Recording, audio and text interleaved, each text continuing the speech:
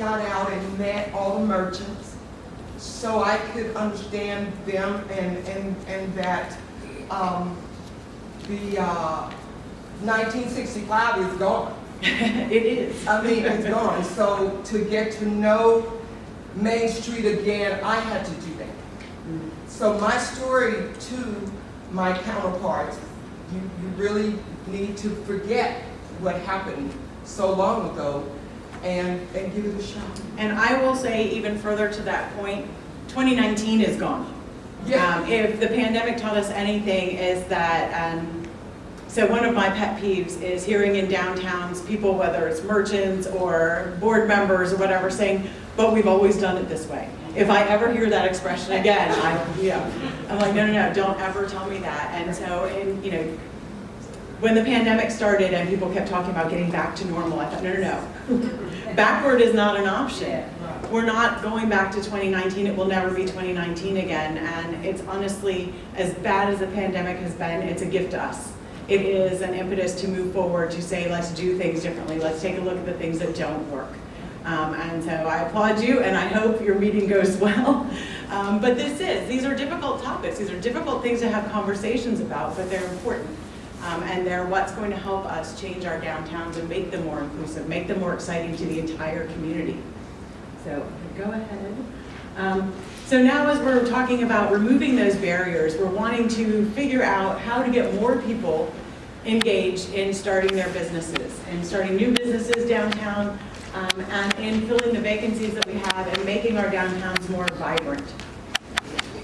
So we're talking about encouraging passionate hobbyists to start a business, and I know everybody has probably at one time or another in their downtown seen somebody that you think, oh, they don't even need to make money, they don't care if their business is successful, this is just a hobby. I am not talking about those people.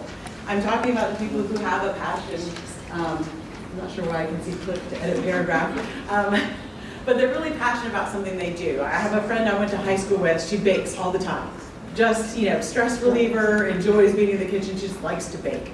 She bakes so much, she winds up giving it all away to neighbors and things because her husband will not allow her to keep it in the house anymore. And now she has people who are coming to her and saying, would you bake me this for my daughter's dad, or graduation, birthdays, whatever. And so finally she decided this could be a business. People are paying her to do this thing that she loves doing, quit her job, finally started a business, and she's doing well. These are the passionate people I'm talking about. Entrepreneurship and business plan classes with scholarships offered. You're going to take a look at your downtown. Who's needed? What's needed? What do you want? And start those business plan classes to teach them how to be good entrepreneurs, how to start a successful business that is sustainable. And then when you get the applicants that you want in your downtown for the vacancies, see if there's a way that you can offer a scholarship, maybe a sponsorship or a grant. The only thing I will do, and there should be a little asterisk there, is just be careful when you're trying to give away money, when you're trying to give scholarships and things like that, that you don't set it up as a possible discrimination suit for you because you're only giving it to one type of person and not another. So just make sure that you're being really intentional with this and who you want in those classes and how you're attracting them. Incentives offered to minority or marginalized community members with startups. Incentives are a weird thing. Sometimes you need to be part of the town or the city to offer certain incentives, or you might need to be the landlord. But there are a lot of things as Main Street managers and leaders that we can do that incentivize others. Can you think of something that you wouldn't have to be the building owner or part of the city government? Has anybody done incentives for some of their businesses or business startups in their area? I see you shaking or nodding your head, yes? Yes, we have matching grant programs for facades and for awnings.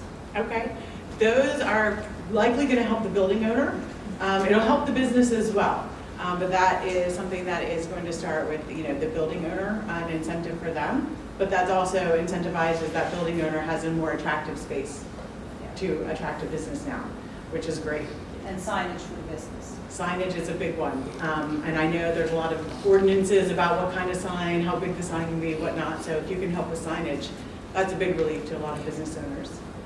Anybody else ever done incentives? Through an incubator space. Nice. Those are great, and those, while we're talking about restaurants and retail, I mean, there's obviously other appropriate uses of downtown space, and that is one, a co-working or an incubator. especially incubators that help you create other businesses for downtown. In the back on the floor, yes? Yeah, we have a utility deposit grant program that we've worked out with our city, and we pay half the cost of the utility deposit, and then the remaining half the city will invoice them over a 12-month period. So instead of having to come up with that lump sum, you only have to fill up the tab, and it's divided over 12 months and comes out every 12 months. That's great, so sort of deferred payment and some of it subsidized. Anyone else have any incentives, or maybe even ones you haven't tried yet that you want to? Well, we have a destination creation grant up to $30,000, which certainly helps the business. In addition to that, if they own the building, there are grants to restore the building as well. So it can be where it helps the building owner and the business owner. That's fantastic. Go ahead. Yeah, we just purchased the building for a food hall where we're going to work with the culinary schools in our area to bring in chefs.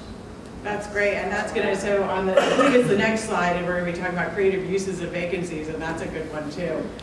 But yeah, there's a lot of things that we can do downtown to create incentives. I'm sorry, did you want to say something else? Oh, yeah, we also offer technical support with their social media, and now we're in the process of getting a downtown mobile app that all the that's businesses will great. be uploaded. That helps everybody. Yeah. But yeah, technical assistance grants are great because a lot of your downtown merchants aren't always web savvy, internet savvy. They don't have everything online, so if you can help them get online, that is a great thing. And there's a lot of incentives that you can offer, whether it's just a pot of money to be used in a specific way, helping with utility bills, deferred rent maybe even, helping to pay the landlord for the first year. And some of these business plan classes also can be turned into competitions that then offer seed money for new businesses. Another one is to gather local investors and do sort of a matchmaking service. If you have local investors who are looking to invest in something specific and you have some new business plan students in your business plan classes, you might be able to match them up so that an investor, and you can also do this as, we're talking about possibly those business plan and the competitions. You can also set it up somewhat Shark Tank style, which I think somebody did a presentation here the other day, where you've got your investors there who are helping to judge those competitions, and the winners, of course, are giving away a certain amount of equity into their business to that investor. Recruiting businesses to move or expand. This one you have to be careful about. Nobody, in your Main Street community, you don't want someone coming from another Main Street community going, you look like you've got a really successful business. Why don't you pick up and come over here? You don't want to do that to another Main Street. But you may be able to find something that you think would work really well in your downtown, and you see it going successfully somewhere else, and you may be able to say, we think your business is fantastic and it would work really well in our downtown. Have you thought about expanding and opening a second store? Or have you ever considered, or would you consider being a mentor to an entrepreneur that we have that would love to start a business like yours and help them, show them what your model is like and help mentor them so they can open up a similar business? And then obviously creative uses of your vacancies can help encourage a pipeline of new entrepreneurs. And we're going to talk about that one next. So there's a lot of things we can do in our vacancies that are creative, and like I said, the only thing you can really do is what the building owner will allow you to do, but some building owners are open to creative things. Sorry, should I take pictures? Some are not, and there's not a lot that we can do with a building owner who will not allow for creative use. I think we've all seen that, the one that's holding out for that one particular business that they want, or a certain amount of rent and they're not going to settle for anything less, and it'll be empty forever until that happens. But there's a lot of cool things that you can do. As we were just talking about, the entrepreneurship classes, idea pitches, and business plan competitions are all sort of under the same thing. You can do that really well with some of the partners that you have, and we're going to talk about partnerships soon. But also things like maker spaces, commercial kitchens. You have a restaurant that went out of business. Now, don't know that they will leave their equipment behind, but if they have a commercial kitchen that isn't being used, or maybe an underutilized restaurant. I have seen that happen as well. They're not vacant, but they're not open a lot. Maybe they're only open from noon to 3, they just do lunch. And then they're closed, Sunday through the rest of the week at dinner hours. or breakfast hours that other home-based businesses would love to have a commercial kitchen to use. You can do multi-use that way. Temporary art and activity installations. We had a vacancy one time that our high school used. They wanted to do an art show for all of their art students. And instead of having the parents tromping through the high school in an evening, they brought all the artwork downtown and put it in a vacant space and hung it up, and then the parents could come at their leisure and just wander in and out of this storefront and take a look at their kids and everybody else's artwork. A pop-up. We had a pop-up once that was really successful. She started, and great landlord let her do it just for the holiday season, and it went so well. At the end of the holiday season, she signed the lease for the additional 9 months to bring her to a 1-year lease, and then she never left. She did so great, she wound up with 3 stores